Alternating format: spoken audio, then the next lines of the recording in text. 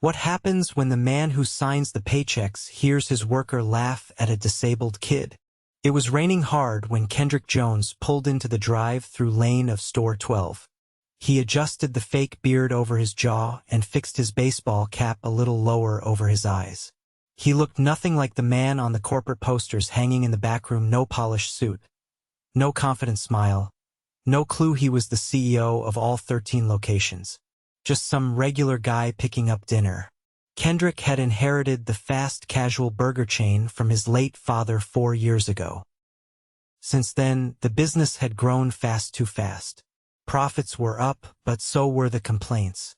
And lately, Store 12 had been getting more than its share. Long wait times, cold food, staff attitude.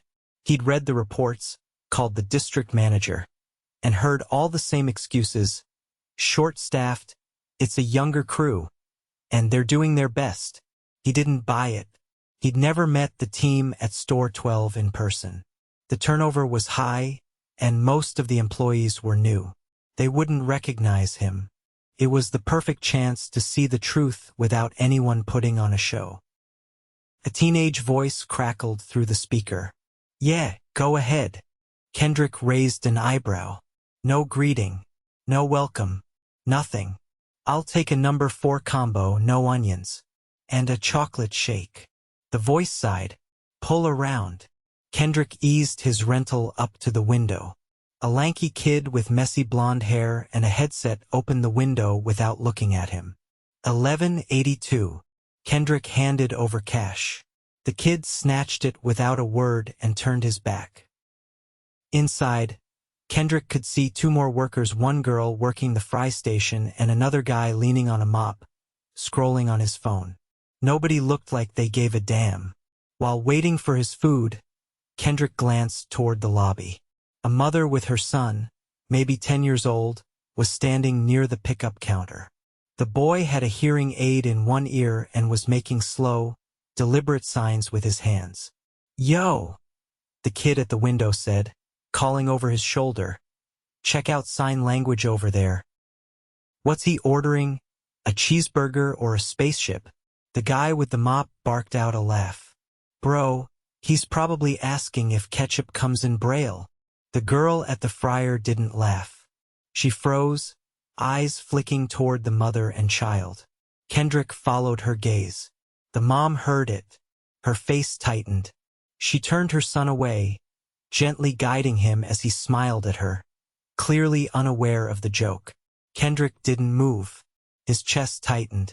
He stared at the cashier, who was now tossing his receipt onto the counter like it was trash. He was still frozen when the girl from the fryer came over with his bag. She looked him in the eyes, hesitating. "I'm really sorry about the wait," she said quietly. Then, with a glance toward the 2 guys, she added, "Some of us still care." Kendrick didn't respond. He just took the bag, gave her a nod, and drove off.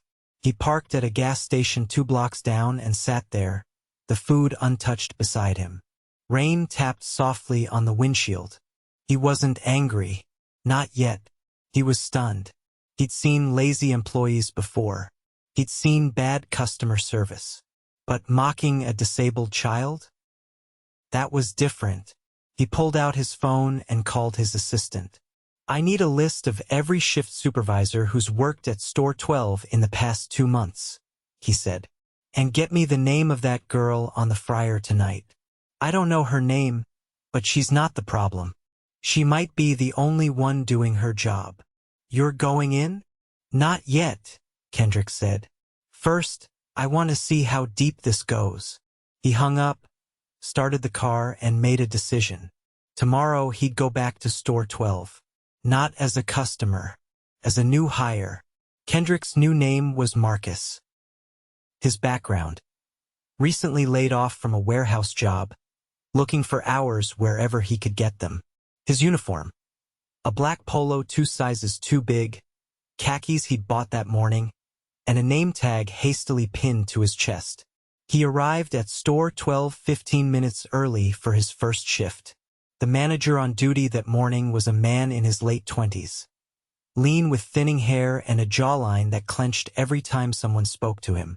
His name was Greg. He barely looked up from the tablet in his hand when Kendrick walked in. "You the new guy?" Greg asked, tapping something on the screen.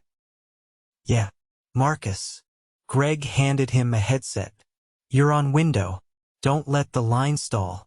If you mess up the screen, just yell. Someone'll fix it." Kendrick opened his mouth to ask for a quick walkthrough, but Greg had already turned away, barking at someone in the back to restock the prep table. There was no onboarding, no introductions, just a headset and a line of cars already wrapping around the building. An older woman in the kitchen, Patricia, he saw on her tag, gave him a sympathetic look as she handed him a laminated cheat sheet. "You'll figure it out," she said. "Takes a day or two." By noon, Kendrick's shirt clung to his back. The headset was glitchy, and the screen froze twice. Each time, Greg snapped at him from across the kitchen, rolling his eyes and muttering something under his breath. No one corrected him. No one offered help. The air was thick with stress and grease. At one point, 2 orders got mixed up. Kendrick tried to clarify with the kitchen, but the guy on assembly Tarek just shrugged.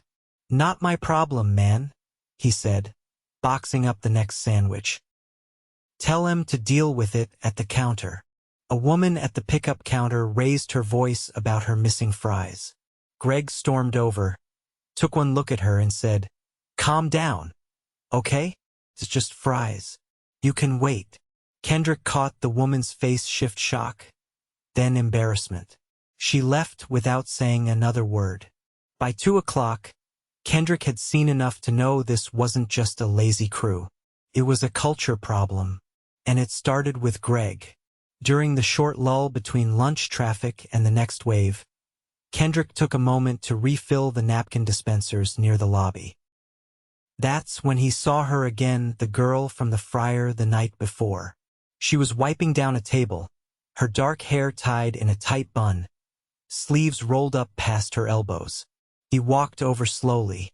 "Hey, you were here last night, weren't you?" She looked up, cautious. "Yeah, you were the guy with the shake." "I'm Marcus," he said, holding out a hand. She hesitated, then shook it. "Alina, you've been here a while?" "For months. Full time." "Well, supposed to be."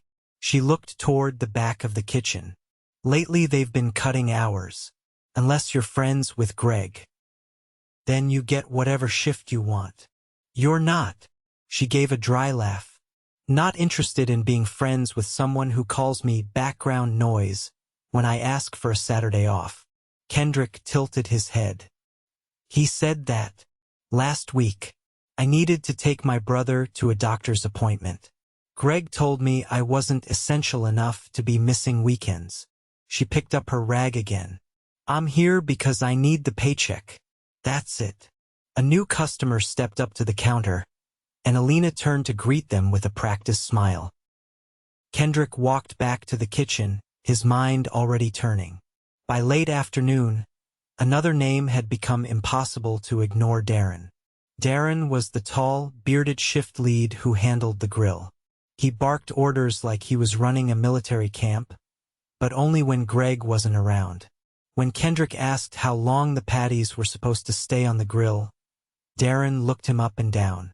"You don't know that already?" "First day," Kendrick said. Darren shook his head. "God, they'll hire anybody now." He flipped a patty with exaggerated force. "Figure it out." "I'm not babysitting." No one said a word. Not Patricia, not Alina, not the kid working assembly now. Kendrick watched them all keep their heads down, just enough to stay out of Darren's aim. When the dinner shift started, the atmosphere got worse. Orders came in faster than the kitchen could keep up. The ice machine was broken, and customers were starting to complain. One woman at the counter asked for a refund after waiting 20 minutes.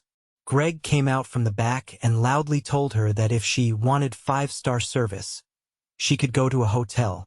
The woman left, shaking her head. Then came the moment that pushed Kendrick over the edge. A young man walked in, maybe 19, with thick glasses and a visible facial birthmark. He was polite, quiet, and waited patiently at the register. Darren nudged the guy next to him and said just loud enough, "Here comes another Yelp warrior. Bet he's about to write a novel about our ketchup." Kendrick froze. The kid clearly heard it, his shoulders tensed, but he didn't say anything. Just placed his order, paid, and sat down. Alina walked past Darren and muttered, "That was disgusting." Darren turned, eyes flashing. "You say something?" She didn't respond. Greg walked in right then, took one look at the kitchen, and clapped his hands. "All right, I'm out. You'll close tonight. And Darren, make sure the drawer balances this time. Last week was short again." He walked out without waiting for a response. Kendrick waited until the lobby cleared out, then walked to the back where Alina was restocking sauces. He kept his voice low. "You deal with this every day?" She didn't look up. "Pretty much. Why hasn't anyone said anything?" She gave a tired smile. "To who? HR? That's Greg's cousin. Complaints go straight to his inbox." Kendrick took a breath. "You ever think about leaving?" "Every day. But I've got rent. And my brother. If I quit, we're screwed." She looked at him. "Why are you asking me all this?" He met her eyes. "Because I think this place is about to change." She raised an eyebrow, but before she could say more, a loud crash echoed from the front. Kendrick rushed out with Alina behind him. One of the lobby chairs had tipped over. The kid with the facial birthmark was picking up his spilled drink while Darren stood over him. "You can't just leave this wherever, man," Darren was saying. "You make a mess, you clean it up." The kid looked humiliated. "I got it," Kendrick said, stepping between them. "It's fine." Darren stared at him. He knocked over the chair. "I said I got it." Darren looked ready to argue, then turned and walked off. Alina knelt beside the kid and handed him napkins. "You okay?" He nodded, clearly shaken. Kendrick clenched his jaw. The decision was made. He clocked out early, walked to his car, and called his assistant. "I'm pulling the plug on this," he said. "Greg, Darren. Anyone else protecting this garbage, they're out." He paused. "And find out if we can offer Alina a management track. She's earned it." Kendrick arrived 3 hours before open. His assistant had already arranged for the district HR rep and the company's legal advisor to meet him at store 12 before staff arrived. He walked in through the back entrance. No disguise this time, clean shave, pressed shirt, company ID clipped to his belt. The kitchen was dark, but the smell of fryer oil still lingered. He stood in silence a moment, taking in the quiet. It was the same cramped hallway he'd stood in 2 nights ago, drenched from the rain, watching a young woman try to hold onto her dignity in a place that didn't seem to care. No more waiting. He was seated at a corner booth when Greg walked in, unlocking the front. He pulled the door open with his foot, earbuds in, one hand juggling a cup of coffee, the other scrolling through his phone. He didn't notice Kendrick until he was halfway across the lobby. Greg stopped cold. Can I help you?" Kendrick stood up. "You can call your staff in. Full team. Including Darren." Greg blinked, unsure. "Wait, I'm Kendrick Jones," he said. "CEO." Greg's grip tightened around his coffee. "I didn't know you were coming in today. You weren't supposed to." Kendrick turned to the HR rep, who had just finished setting up a laptop in the office. "When everyone's here, bring them to the lobby."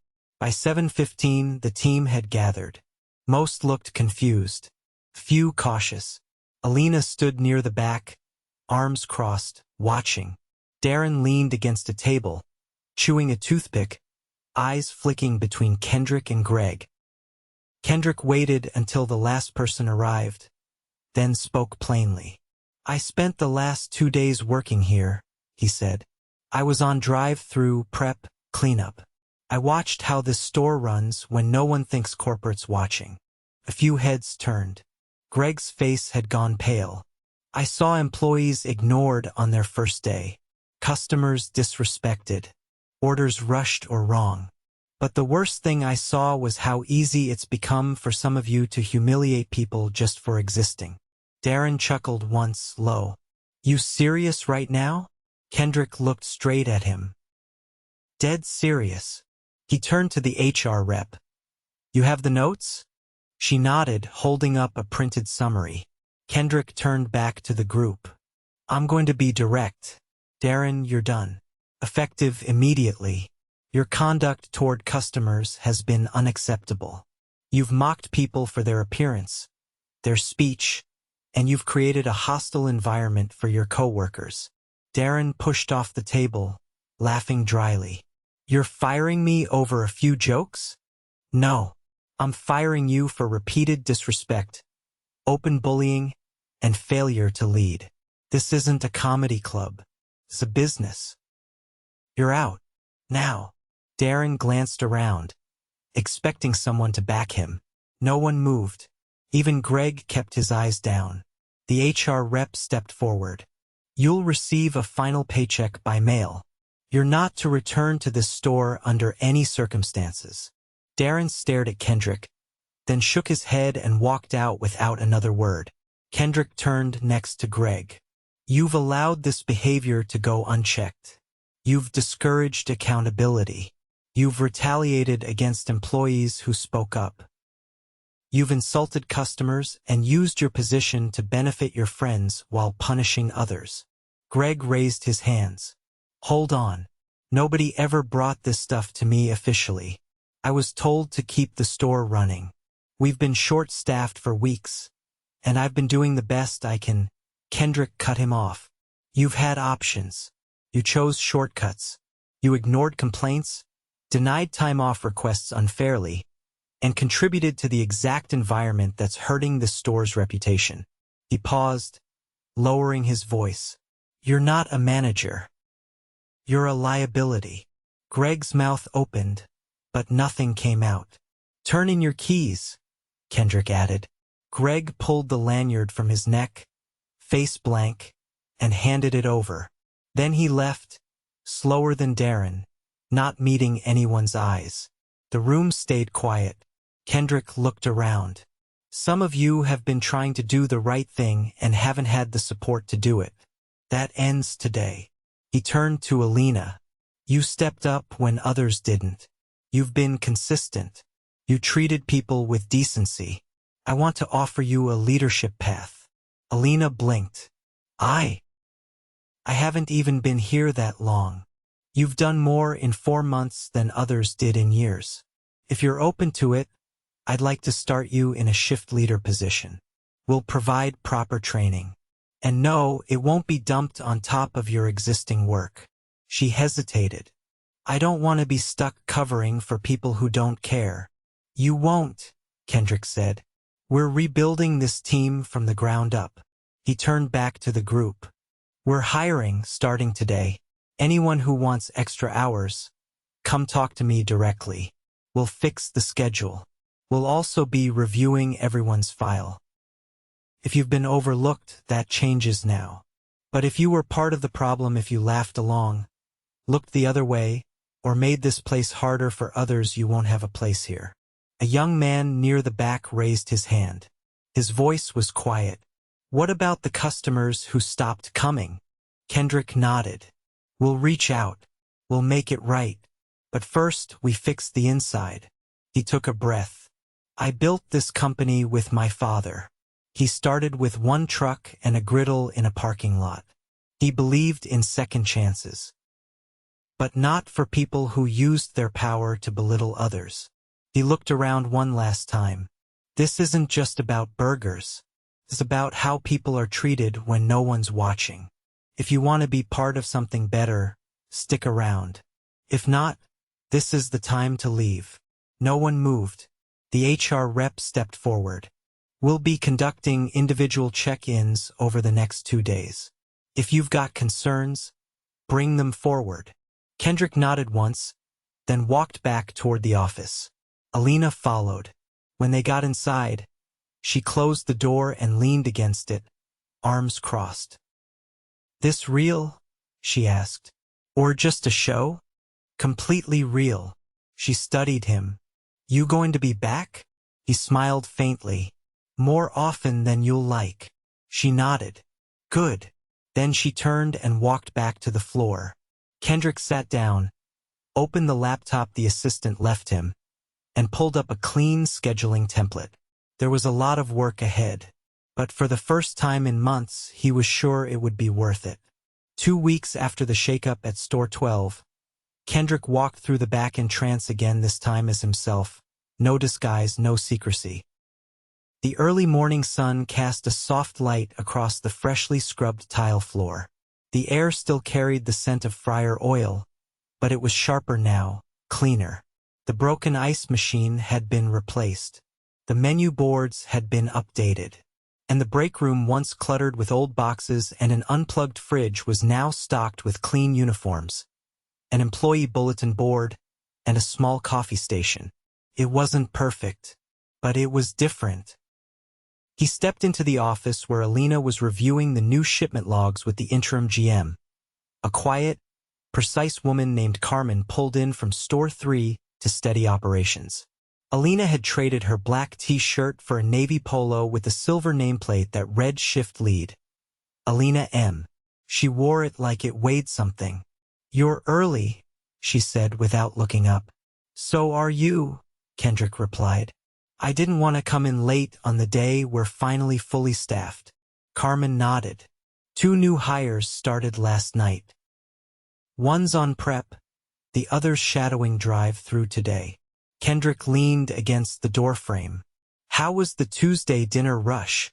Alina handed Carmen a clipboard, then crossed her arms. "We had a 30-minute stretch with 13 cars in the drive-through. Nobody yelled. Nobody walked out. And we didn't comp a single meal. That's the first time in 6 months," Carmen added. "People are starting to come back." Kendrick's eyes drifted to the schedule pinned on the wall. Shifts were finally balanced. No one was working more than 5 days a week. And there were no more double shifts stacked back to back. It had taken careful coordination, a few temporary transfers, and approval for overtime hours, but it was holding. "Good," Kendrick said. "That's what we're aiming for." Alina glanced toward the kitchen. "You want to walk the floor?" He nodded.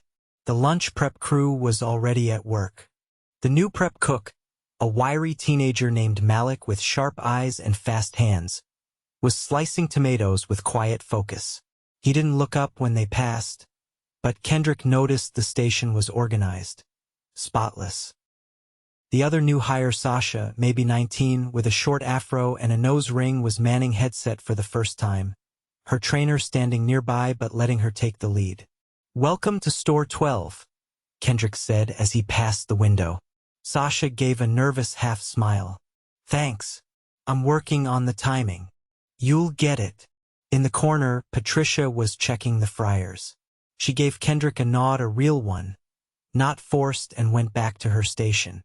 She'd stayed on after the transition, and though she hadn't wanted a leadership role, she'd quietly become the backbone of the morning crew. Carmen had noticed it too. Kendrick stopped near the counter, watching as 2 customers came through the doors. A young couple. The guy wore headphones, the girl signed something to him, and he signed back with a grin. Alina stepped forward, offering the couple a laminated card from behind the register. "It's a visual menu," she said, holding it out. "We're trying to make it easier for everyone to order the way they're comfortable." The guy smiled and nodded, pointing at the combo he wanted. Alina tapped it into the register without missing a beat. As they waited for their food, Kendrick leaned in. "When did you put that together?" "Last week. I translated the menu into basic ASL signs and printed it out. Figured it couldn't hurt." He studied her for a moment. "You want this store someday?" She blinked. "Like, manage it?" "More than that. Run it. Full GM." Alina looked around. Depends. Are you gonna keep showing up and wrecking the schedule every other week? Kendrick laughed. Only if you start slacking. She tilted her head. Then yeah, I take it. I've got ideas. Write them down. We'll go over them next month. As they stepped into the back again, Carmen handed Kendrick a tablet. There's something you should see. She pulled up the store's latest performance report, customer feedback, order times, staffing logs. The numbers weren't perfect, but they were moving in the right direction. Complaints had dropped by over 60%. Repeat business was up, and shift coverage had stabilized across all day parts. Kendrick nodded. Keep tracking it, and let me know if anyone starts slipping. Carmen hesitated. There's one thing. Go ahead. A customer came in last night, said he used to work here, asked if he could get his job back. Name? Darren. Kendrick didn't flinch. What did you tell him? I said that request would go straight to you. Kendrick set the tablet down. He doesn't come back. Not here, not at any location. Carmen gave a single nod. Understood. He turned to Alina. Anyone else reach out from the old crew? Just one. A girl named Nia. She left before everything went down, but she heard we were hiring again. Said she didn't want to come back if it was still the same. Kendrick raised an eyebrow. You believe her? She's the one who used to help me clean up after close when everyone else bailed. Then offer her a shift. Alina nodded and made a note on her phone. Before he left, Kendrick walked back out to the register. The couple had finished their meals and were heading out. The guy turned as he reached the door, raised his hand, and signed something toward Alina. 3 quick motions. She smiled and signed back. What did he say? Kendrick asked. He said thank you. And that he'll be back. Kendrick watched them leave, then stood in the quiet for a moment.